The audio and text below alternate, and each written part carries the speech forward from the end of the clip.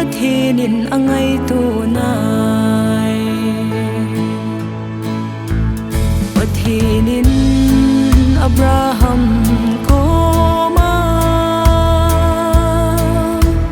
na chapa khat nei sun isak ngei chu moria thanga gapuin lang halvam thil to inga to tan ati Abraham machu langa chun agache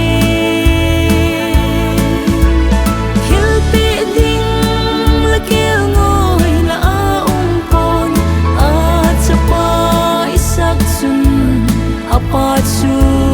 ahovin vete meilet hing chu a umin halvam thil pe ding chu kel ngoi no chu hoya ham ati lung dong hi in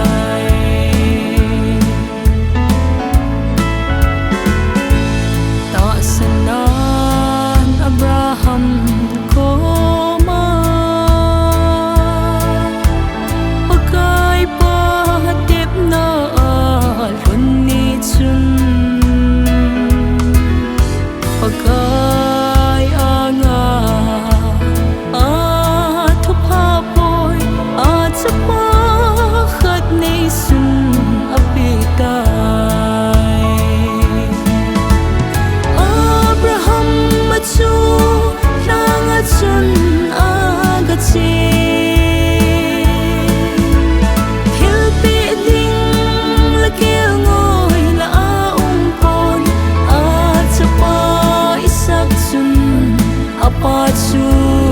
ahovin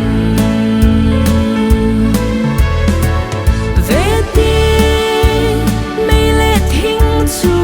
a umin halvam thil pe ding chu kel ngoi no chu hoya ham ati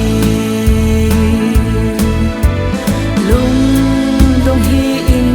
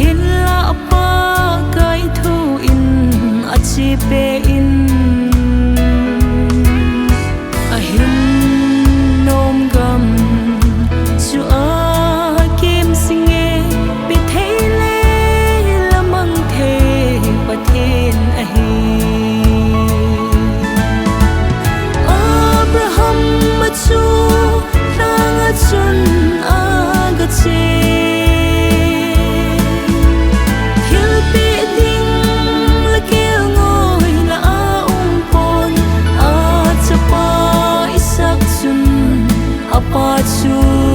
ahovin vete meilet hing chu a umin halvam thil pe ding chu kel ngoi no chu hoya ham ati lung dong hi in pathiani kim a hi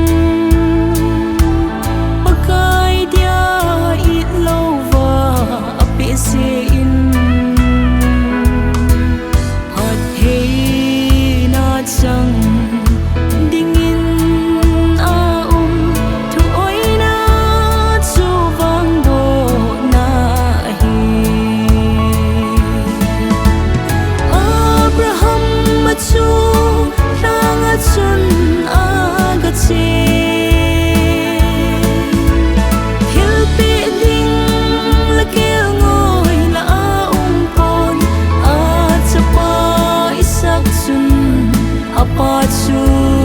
a ho vin ve ti mei le thing chu a umin hal vam thil pe pe ding chu kel ngoi no chu hoya ham ati